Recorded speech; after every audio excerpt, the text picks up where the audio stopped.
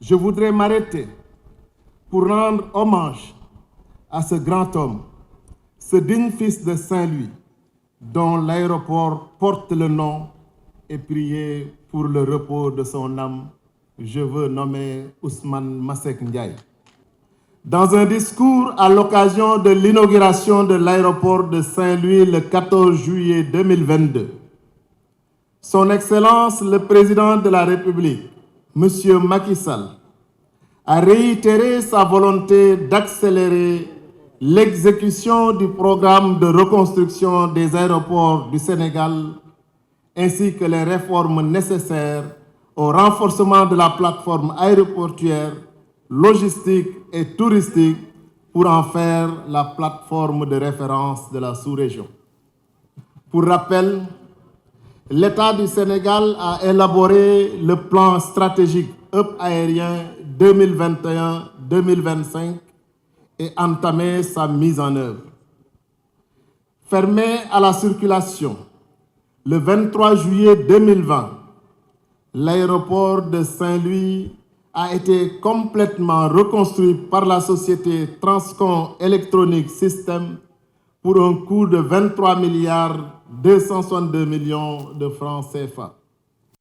Il a été inauguré le 14 juillet 2022 par son Excellence M. Macky Sall. Ainsi, cet aéroport modulaire s'étend sur 2170 mètres carrés avec une piste de 2500 mètres de long sur 45 mètres de large. Il est aussi équipé d'un dispositif d'assistance au sol et de lutte contre les incendies, ainsi que d'équipements d'aide à la navigation aérienne qui n'ont rien à envier aux aéroports internationaux tels que Aéroport international Blaise Diagne de Diass, JFK ou encore Charles de Gaulle de Paris. La mise en exploitation technique et commerciale de l'aéroport international de Saint-Louis est une réponse fort éloquente de la pertinence du PRAS, le programme de reconstruction des aéroports du Sénégal, qui aujourd'hui va permettre de porter la ville de Saint-Louis à la hauteur de sa vocation présente et future. J'ai cité le président Macky Sall.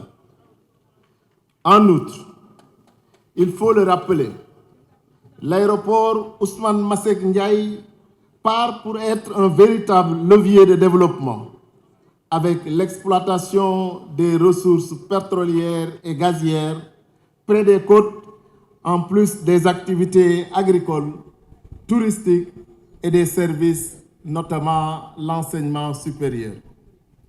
Enfin, pour faire un clin d'œil à l'histoire, cette mise en exploitation va permettre aux Saint-Louisiens de renouer avec la tradition aéronautique, car la ville a accueilli en 1927 le premier vol direct en provenance de Toulouse.